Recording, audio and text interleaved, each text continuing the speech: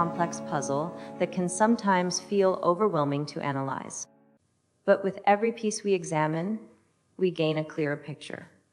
Today, let's explore how one country envisions tomorrow. Join me as we dive into some intriguing Australian government documents, the Intergenerational Report 22-3, the 2016 Defence White Paper, the 2017 Foreign Policy White Paper, and also NXT5.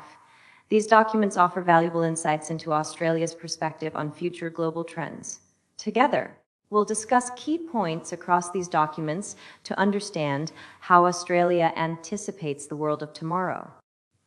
By engaging with this conversation, you'll gain a deeper understanding of one nation's vision for the future. And tomorrow, our journey takes us to our final destination, Japan. Until then, stay safe and engaged. All right, so let's dive into this. Australia's strategic outlook. We're going to be looking at, well, a whole bunch of stuff, actually. Government white papers, reports, analyses, you name it all, spanning from 2016 to 2023. Trying to get a sense of how Australia sees its own future, both in terms of security, A&D, its economic outlook. Yeah, and it's a pretty critical period, too. I mean, you think about all the changes that have happened globally just in the past few years. Oh, absolutely. We're talking a pretty volatile time. So by looking at all these documents, we can kind of get a feel for how their thinking has evolved over time, their priorities, their concerns. It's like a window into their strategic mindset. Exactly. We've got some dense material to get through, but stick with us. By the end of this, you'll have a much clearer understanding of the key issues and potential challenges, at least as Australia sees them. So where do we even begin? Well, I think the logical starting point is that 2016 Defense White Paper. It really lays the groundwork for everything that follows. Right, the 2016 Defense White Paper. This one's kind of setting the stage, projecting 20 years out to 2035. And even back then, the Indo-Pacific was already undergoing some pretty major changes. Yeah, and the paper really zeroes in on those. China's rise, that's front and center. They identify it as like a major strategic challenge, along with, just the potential for conflict and broader instability in the region. And they're not mincing words about it either. Yeah. The whole emphasis is on establishing what they call a regionally superior Australian Defense Force, or ADF. Basically, they want to make sure they have the most powerful military in their neighborhood. Deterrence, Right. And of course, that translates into a lot of investment, new capabilities across all domains, air, sea, land, cyber, the whole 9 yards. And they lay out three, they call them strategic defense objectives. They're kind of like guiding principles for everything that follows. Defending Australia, securing their region, and contributing to a rules-based global order. Sounds pretty straightforward on paper. But even back then, there were some different opinions on how they were approaching things. Oh, yeah, for sure. There's this analysis from the same year. It's pretty interesting. It actually critiques how the Defense White Paper frames the U.S. rebalance and Australia's relationship with China. Yeah, it kind of takes issue with how strongly Australia is committing to that U.S. rebalance. And they argue that it might actually be perceived negatively by Beijing. Makes sense. You can see how China might not be thrilled about that. Right, exactly. And while the paper does mention developing defense relations with China, it's almost an afterthought compared to the emphasis on the alliance with the U.S. So it raises this question for Australia. How do they balance that longstanding U.S. alliance, which is obviously very important to them, with the need to build a constructive relationship with a rising power like China? Yeah. It's a tough spot to be in. It's a real balancing act. But let's move on. We've got the 2017 Foreign Policy White Paper. This one broadens things out a bit, going beyond just defense. They're looking at the whole picture, diplomatic, economic development factors, a much wider lens. And this one really highlights just how complex things are in the Indo-Pacific. I mean, you've got North Korea's nuclear ambitions, the ever-important U.S. alliance, the whole China question, and then the roles of other key players like Japan, India, South Korea, ASEAN. It's a lot to juggle. Yeah, it's a real tangled web. And that's not even mentioning the other challenges they're already thinking about. Fragile states, rapid technological advancements, and even bring up climate change. And remember, this is back in 2017. Way ahead of the curve on that one. Shows they were already thinking about the long game, about how all these things connect. They were definitely trying to get ahead of the curve, anticipating this increasingly complex world, and they knew that the risks were only going to become more interconnected. Now, let's jump ahead a few years to 2020. We've got this report called Recoded. It's part of this larger Next 25 project. And this one, it takes a really fascinating approach. They're basically trying to understand how everyday Australians view the systems that are shaping their country's future. It's about public perception. How do people feel about their ability to actually influence the decisions that impact their lives? Do they feel empowered? Do they feel like they have a voice? And what it reveals is that a lot of Australians have some serious concerns. Oh, yeah. Wealth disparity, social inequality, those are big ones. Yeah. And then there's this sense that their political system is too focused on the short term. Like they're not thinking about the long-term consequences of their decisions. Exactly. And there's a real feeling of disconnect. People feel like they're not being heard. They see a lack of collaboration between different sectors, and even a lack of faith in the ability of ordinary citizens to actually contribute. And on top of that, there's this worry about the influence of vested interests. Big business in particular. They feel like those groups have too much sway over policy decisions. It's like their concerns are being drowned out. Right, and that's crucial to remember because all of this, these feelings, these anxieties, it shapes Australia's strategic outlook. Absolutely. Recoded is a good reminder that strategic outlooks aren't just about abstract geopolitical calculations. They're about real people, their lives, their aspirations, their anxieties. All of that feeds into how a nation views its place in the world. Couldn't have said it better myself. So we've got the 2016 Defense White Paper laying out this vision of a regionally superior ADF. We've got the 2017 Foreign Policy White Paper taking this broader look at Australia's place in the world. And then we've got Recoded, bringing in the perspective of everyday Australians, their concerns, their hopes for the future. It's a pretty good foundation, I'd say. But of course, this is just the beginning. Oh yeah, we're just getting started. There's a lot more to unpack here. And things are going to get even more interesting as we move into the later reports. The world, as we know, doesn't stand still. Not for a second. So stay tuned, because we're about to dive even deeper. It's important, to remember the context here. We've seen some massive global shifts since 2016. I mean, the pandemic alone, that was a huge disruptor. Oh, absolutely. And then you've got the war in Ukraine, those rising tensions between the U.S. and China. It's like the whole geopolitical landscape has been reshaped. Yeah, you're not kidding. And for Australia, those events really exposed some vulnerabilities, right? Like they were forced to make some tough choices to really rethink their position. Exactly. And it makes you wonder, take that 2016 Defense White Paper. They were all about building this regionally superior ADF. But in a world where technology and warfare are changing so rapidly, what does regional superiority even mean anymore? Good point.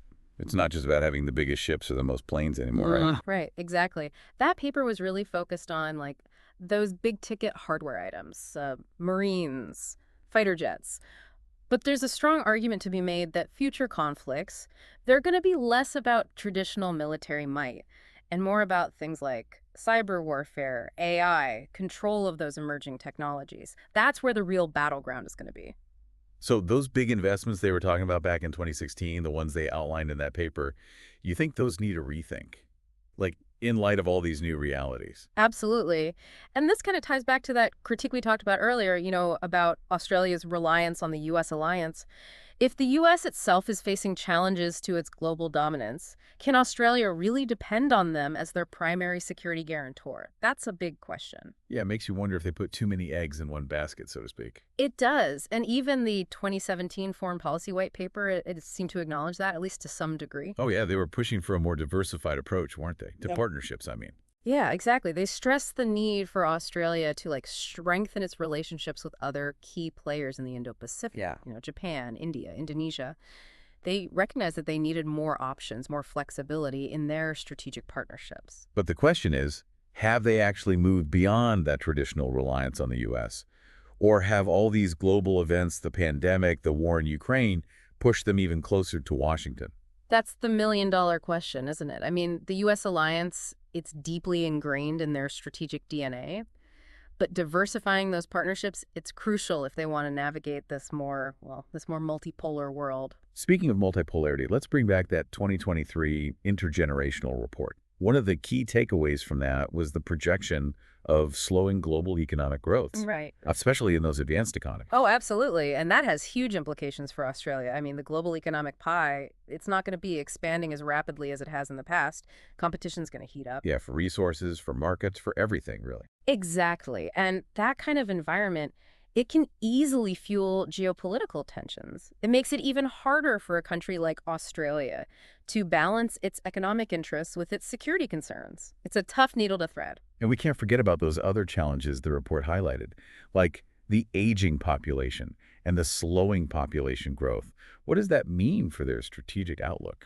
Well, an aging population, it typically leads to slower economic growth, right? It puts a strain on government budgets, and you've got fewer people entering the And a workforce. smaller pool of potential recruits for the military. We can't overlook that. Exactly. I mean, Australia, they're already facing a recruitment crisis in their defense forces. Yeah. And that's only going to get worse in the coming decades unless they make some pretty significant changes. So it's not just about geopolitical maneuvering, it's about demographics too. Hmm. Those long-term trends are going to have a major impact on their strategic options. Oh, for sure. It's all connected. On the flip side, though, the report did highlight the growing importance of the care and support sector. Could that be a potential source of economic growth? Maybe even a strategic advantage for Australia? It definitely has potential. Global demand for aged care and other support services, it's only going up, right? And Australia, with its well-developed healthcare system and social safety net, they could become a real leader in the sector. Yeah, I can see that. Attract investment, create jobs. It could even enhance their soft power on the world stage. Right, but it also requires addressing those underlying societal challenges we talked about earlier. You know, the wealth disparity, the social inequality, that disconnect between citizens and decision makers. If they want to capitalize on the care sector, those benefits need to be shared. People need to feel like they have a stake in their country's future. It's about building a more inclusive and resilient society, not just chasing economic growth for its own sake. Exactly. Which brings us back to futures thinking and policy. Mm. How can Australia use these principles to actually develop a more robust and adaptive strategic outlook? Well, the core takeaway from futures thinking is that the future isn't predetermined. It's shaped by the choices we make today. So it's not just about reacting to events, it's about actively shaping their own future. Right, exactly. That means engaging in some serious scenario planning, considering a wider range of possibilities. And it means challenging those existing assumptions. Being willing to experiment, to adapt as things change, that's key. Absolutely. Because the world, it's becoming more complex and unpredictable. That traditional strategic planning with its focus on like linear projections and fixed timelines, it's just not enough anymore. They need to be more agile, more adaptable, open to new ideas. And that's the real challenge for Australia, right? How do they balance those traditional strategic anchors? The U.S. alliance, the focus on defense capabilities, that open, market-driven economy with the need to adapt to this rapidly changing world. It's finding that sweet spot between continuity and change, leveraging their existing strengths while building new capabilities. And most importantly, making sure that their strategic choices, they actually reflect the values and aspirations of their people. That's key, isn't it? I mean, remember, recoded that whole sense of disconnect between citizens and decision makers. Bridging that gap is essential for a resilient and cohesive society. Yeah, it's not just about government policy. It's about creating a shared purpose, a sense of collective responsibility for shaping the future. Couldn't agree more. So, wow, we've really gone deep on this one. From those shifting global power dynamics to the concerns of everyday Australians, it's clear that Australia's got a lot on its plate. Yeah, no doubt. They're facing some pretty significant headwinds. But remember, we're not just armchair analysts here. We're supposed to be the top geopolitical minds. So let's cut to the chase. What are the real implications of all of this for Australia's strategic outlook, especially as we look ahead to 2035 and beyond? Right, let's synthesize, bring it all together. Because, one thing that keeps coming up is this tension between continuity and change. Australia's got those traditional strategic anchors. The U.S. alliance, the focus on defense, the open market economy. The question is, are those enough in this new world? It's the question, isn't it? And I think that's where these reports get really interesting. They're not just about, maintaining the status quo. They're actually pushing for Australia to become much more adaptable, more proactive, less reactive, more about shaping their own future. Exactly. It's like they're realizing that the old playbooks might not cut it anymore. And that 2023 guide, Futures Thinking and Policy, it almost reads like a roadmap for this. It's all about encouraging policymakers to ditch those linear projections, those fixed timelines, The future is messy. It's unpredictable. They need to be thinking about a much wider range of possibilities, a whole spectrum of potential futures. And they need to make sure that whatever policies they develop, they're resilient. They've got to be able to withstand those shocks, those disruptions, those unexpected turns. Absolutely. Flexibility is key. Now, for you listening, here's a question to consider.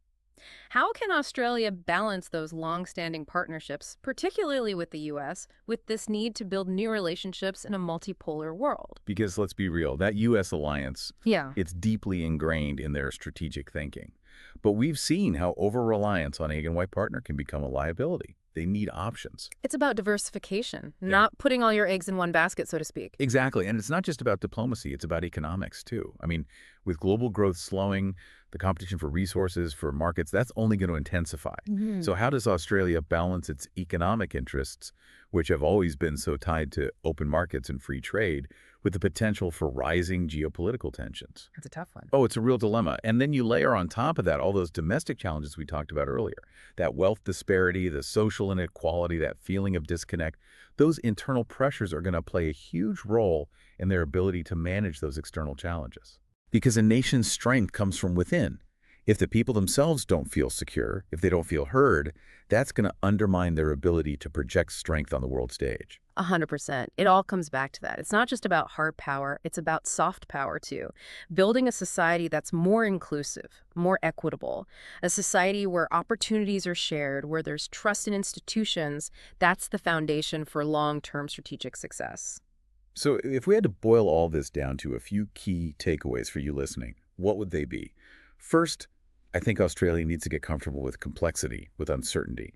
The future is not going to be a straight line. I agree. And second, they need to diversify, both diplomatically and economically. No single partnership is going to be enough in this new world. And lastly, and this might be the most important one, they've got to bridge that gap between citizens and decision makers. They've got to build a more inclusive society, a more resilient society, because at the end of the day, Australia's strategic outlook, it's a reflection of who they are as a nation, what they aspire to be. Well said. We've covered a lot of ground today. Hopefully you've gained some valuable insights into those forces that are shaping Australia's future. It's a complex picture, no doubt, but it's also a fascinating case study in how a nation navigates those big strategic shifts. And ultimately, the choices Australia makes in the coming years, those choices will have ripple effects far beyond their own borders. Thanks for joining us for this deep dive. It's a topic worth revisiting, and we hope you'll continue to explore it with us. Until next time.